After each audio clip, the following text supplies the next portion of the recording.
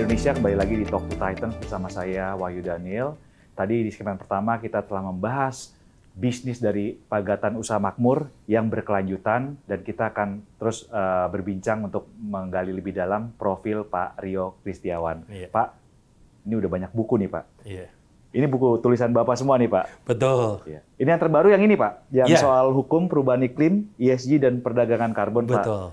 Ini soal apa nih Pak? Bisa diceritakan sedikit Pak mungkin Pak? Jadi buku itu baru launching di Gramedia Agustus 2025, masih cukup baru.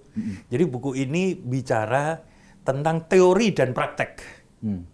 Jadi praktek saya ketika mengelola Pagatan Usaha Makmur, saya tuangkan ke dalam buku itu. Karena kalau buku-buku yang hanya berisi teori kan ya, banyak. betul, Tapi buku ini adalah hasil pengalaman empiris saya juga ketika mengelola Pagatan Usaha Makmur. Oh, berapa lama Pak nulis ini Pak? Bapak kayaknya produktif sekali nih Pak menulis buku nih Pak. Buku yang terakhir 2 tahun.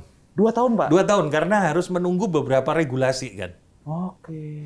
Jadi setelah tadi Perpres Nilai Ekonomi Karbon Iya. 2021, Iya Pak. kan 2022, 2023 itu muncul beberapa aturan. Perdagangan karbon dalam negeri, perdagangan karbon luar negeri, Iya. bursa karbon. Sehingga akhirnya buku itu baru di launching 2025. Wah, bagus sekali Jadi Pak. ini melengkapi portofolio saya mengenai reforestasi, bisnis reforestasi. Mungkin ini bisa jadi pegangan atau panduan buat orang-orang yang pengen membuka Betul. usaha yang sama seperti Pak Rio ya Pak ya? Betul, buku itu kan memang tidak dimaksudkan untuk akademisi atau Iya. mahasiswa saja.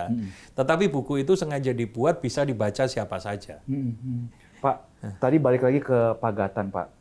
Kan sebagai pengusaha, terutama di bidang sustainability ya Pak, keberlanjutan kan. Kita pasti akan ada dilema Pak, antara bagaimana kita bisa menghasilkan profit. Perusahaan kan pasti perlu masukan ya Pak, perlu profit, perlu untung gitu Pak. Sama untuk menjaga keberlanjutan, jaga planet. Bagaimana Bapak sebagai pengusaha di bidang ini bisa menyeimbangkan dua? Mungkin juga udah ditulis juga Pak di buku Betul. ini Pak. Betul. Bisa diceritain Pak? Jadi begini, kalau kita fokusnya profit, Iya Pak. maka usaha ini nggak akan terwujud. Tetapi kalau kita mengesampingkan profit, maka usaha ini akan mati juga. Jadi dengan adanya reforestasi yang baik, profit itu akan datang dengan sendirinya. Dengan CCB tadi, kita membentuk community, ya. konservasi, biodiversity, maka profit itu akan datang dengan sendirinya. Karena usaha ini sustain. Karena sebetulnya ini kan berangkat dari filosofi sustainability itu sendiri. Sustainability itu kan ada people, profit, planet, Betul. purpose yang terbaru. Betul. Purpose-nya untuk apa? Nah, tentu usaha ini salah satunya juga mencari profit. Karena kalau tidak mencari profit, kita tidak bisa memberikan dampak sirkuler. Betul. Misalnya, bagaimana kita bisa memberikan modal pada kelompok petani untuk mengembangkan kopinya. Betul.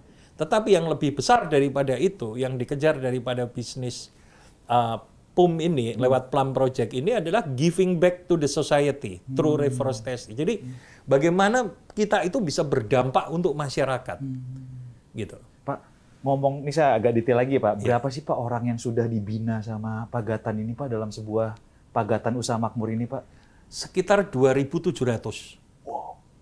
2.700 kepala keluarga ini sudah Kepala keluarga Pak, 2.700 kepala keluarga. Berarti bersama keluarganya bisa dihitung. Betul. Tambah Jadi, lagi dong Pak. Ada yang bapaknya nanam, ibunya goreng. Misalnya tadi ya kita punya bisnis keripik pisang. Betul. Bapaknya nanam di ladang gitu, ibunya yang goreng, anaknya jadi marketplace. Lewat digital itu Pak? Lewat digital itu. Oke.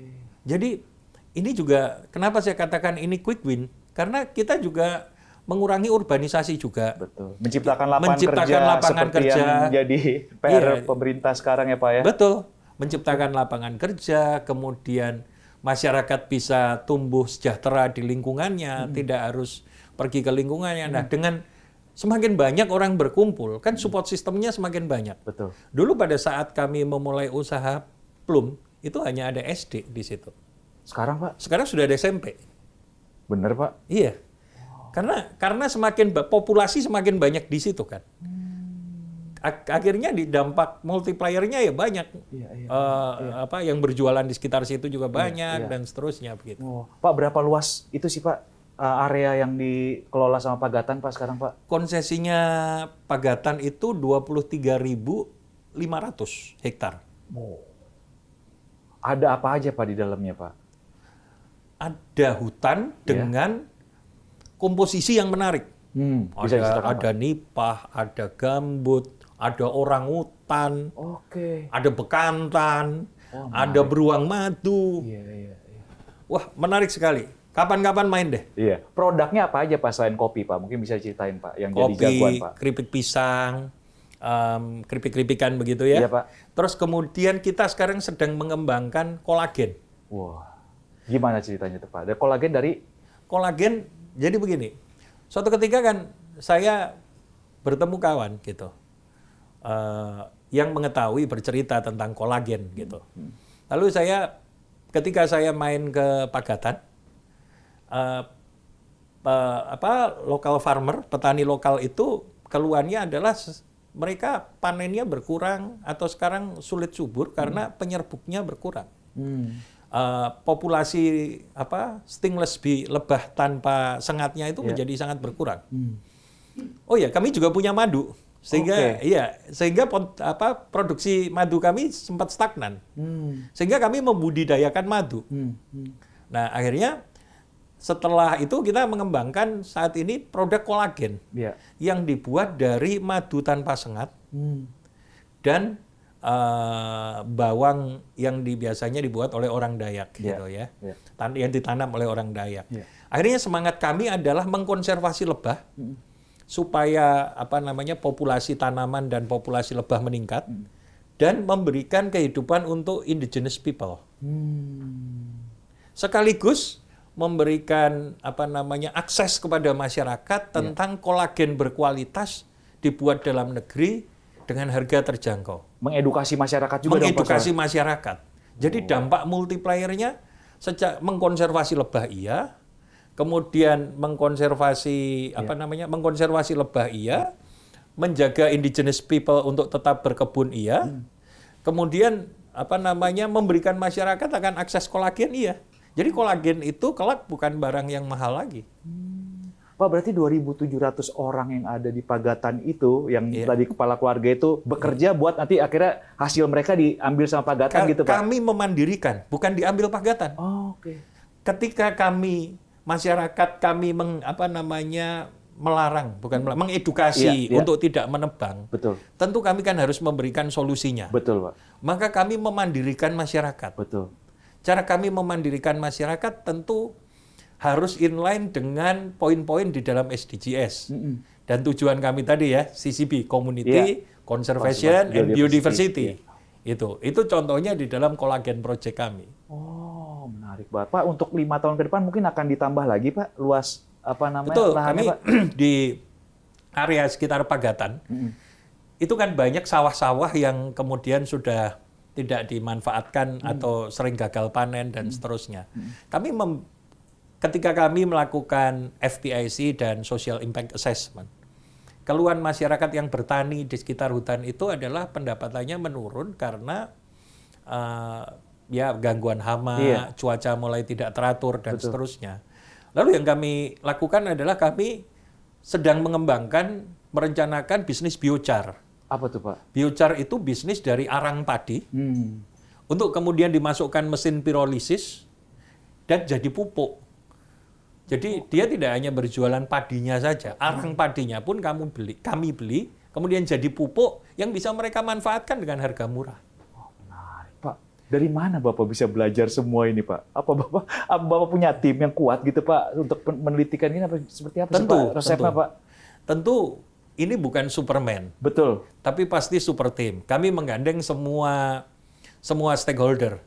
Tidak hanya Pagatan Usaha Makmur yang punya profesional tim, tetapi kita juga menggandeng tim riset baik dari universitas di dalam negeri maupun universitas di luar negeri. Misalnya di dalam negeri, universitas lokal yang kami gandeng itu Universitas Palangkaraya.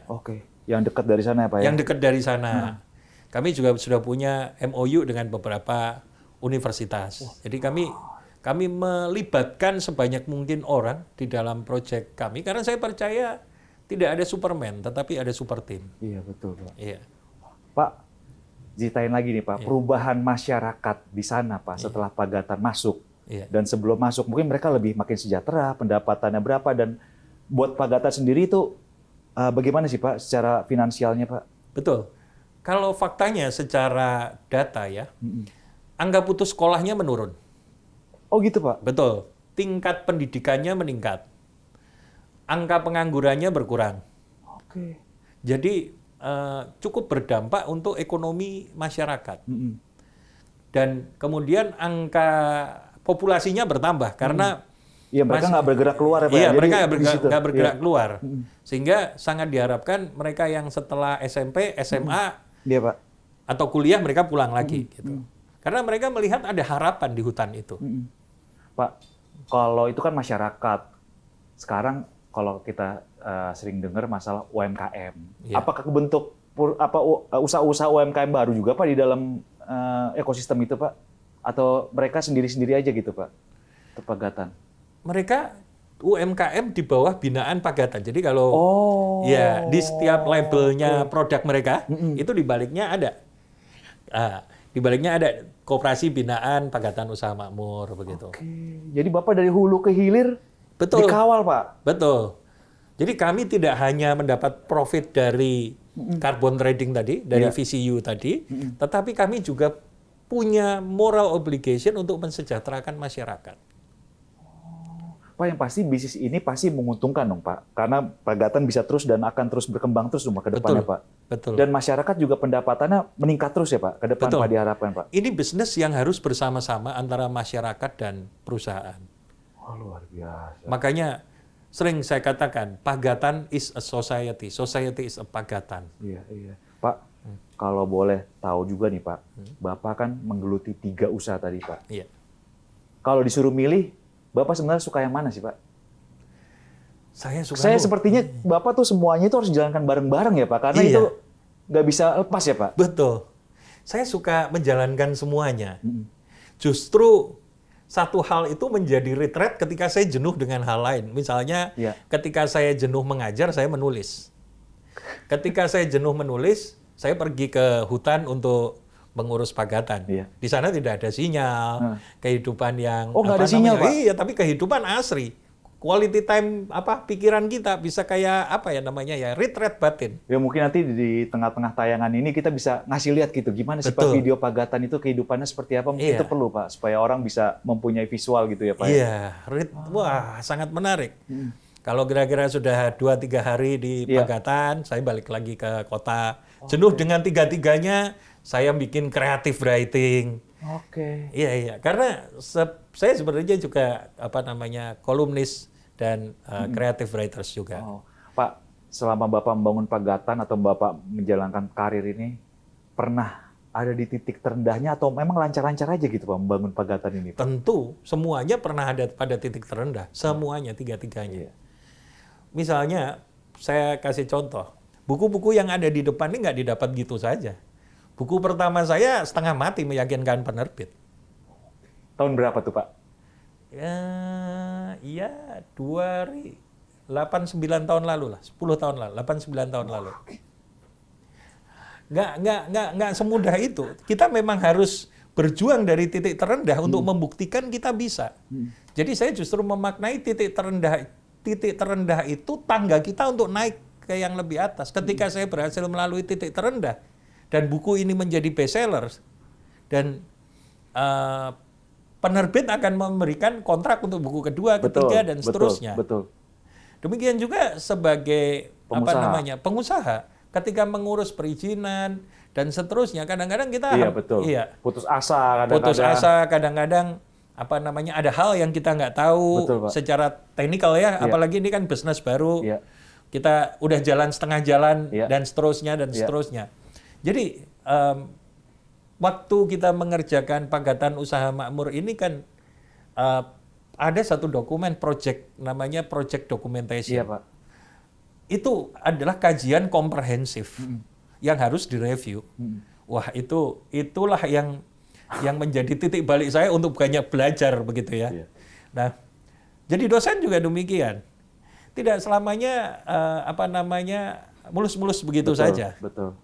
Tentu ada tantangan-tantangan. Justru saya punya pandangan. kerikil itu menjadikan kaki kita lebih kuat. Betul. Bukan menjadikan kita menyerah berjalan. Betul, betul Pak. Pak, pasti sebagai akademisi, sebagai penulis, apalagi sebagai pengusaha, sebagai CEO gitu Pak. Bapak kan berbeda nih, dunia yang berbeda Pak. Sebagai CEO Bapak harus menunjukkan bahwa Bapak bisa mencontohkan atau memimpin Pak. Bagaimana cara Bapak memimpin perusahaan ya Pak? Dengan bisnis ini bisnis yang baru gitu Pak. Maksudnya bagaimana sih Pak?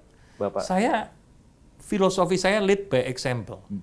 Saya mengetahui, saya mengerjakan, saya berada di depan, kemudian baru saya delegasi. Sehingga orang mencontohkan, sehingga tim saya bisa respect pada saya karena saya sendiri mengalami. Jadi membumilah bahasanya. Iya. Jadi delegasi itu ada setelah saya mempelajari sendiri, mengalami sendiri. Seperti tadi, saya mengajarkan apa yang saya tuliskan dan saya alami. Sama, ini saya juga mengajarkan kepada tim saya apa yang saya alami. Sehingga kita bukan lagi menjadi bottleneck, tapi menjadi troubleshooter. Betul. Solusi ya Pak? Solusi. Pak, ini terakhir nih Pak, obrolannya sudah luar biasa. Apa sih Pak nih pertanyaan dari teman-teman titipan, makna sukses buat seorang Rio Kristiawan itu seperti apa? Apakah diukur dari finansialnya, dampak sosialnya, atau dari warisan yang ingin Bapak tinggalkan bagi generasi berikutnya? Warisan, legacy. Kenapa Pak? Karena buat saya manusia hidup ada umurnya. Tetapi legacy yang berdampak itu akan menjadi titik balik dari peradaban manusia. Kalau tidak ada kertas, tentu tidak akan ada laptop. Betul. Apakah menurut Bapak sekarang Anda sudah mengalami kesuksesan? Belum.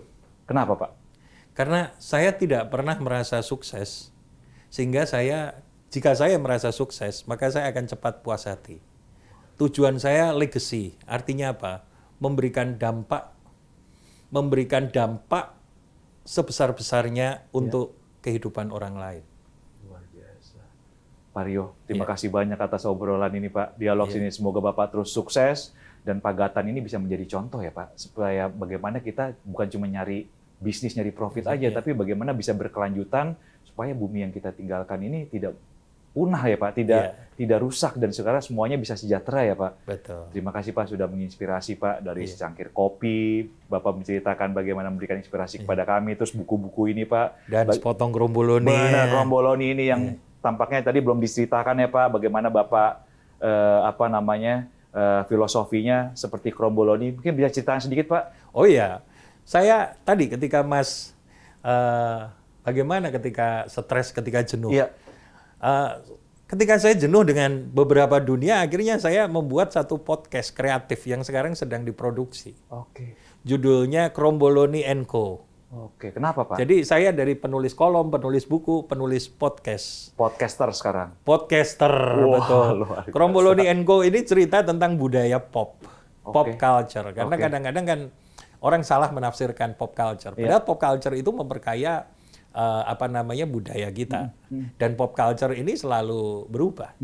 Seperti contohnya kalau saya bilang pada Mas Wahyu, Mas nanti sambil ngopi ya. Tentu anggapan Mas kan nanti kita sambil ngobrol ya. Betul. Nah, itu kan obrolan budaya pop. Bahasanya ngopi tapi ternyata ngobrol. Oh iya, itu kan pop culture. Iya, betul. Ya, jadi kromboloni ini kan simbol budaya pop yang akan manis layar demi layarnya. Harapan peradaban kita selalu manis. Iya. Gitu, Mas Wahyu. Oke, siap Pak. Terima kasih banyak Pak sudah memberikan pelajaran buat kami semua, pemirsa CNBC Indonesia, supaya semoga ini bisa bermanfaat ya Pak, menjadi inspirasi ya Pak. Terus sukses Pak, jangan patah semangat ya Pak, terus berjuang Pak demi keberlangsungan dan keberlanjutan bumi ini ya Pak. Terima kasih Pak Rio. Demikian pemirsa Talk to Titan CNBC Indonesia, kita sudah belajar menjadi Titan bukan soal seberapa besar bisnis yang dijalankan, tapi seberapa besar dampaknya buat masyarakat. Seperti tadi kita sudah mendapatkan inspirasi dari Pak Rio, bisnis itu harus berdampak pada banyak masyarakat dan membawa masyarakat itu makin sejahtera. Demikian Talk to Titans kali ini bersama saya Wahyu Daniel, pemimpin redaksi CNBC Indonesia. Sampai jumpa di Talk to Titans selanjutnya. CNBC Indonesia, Beyond Business.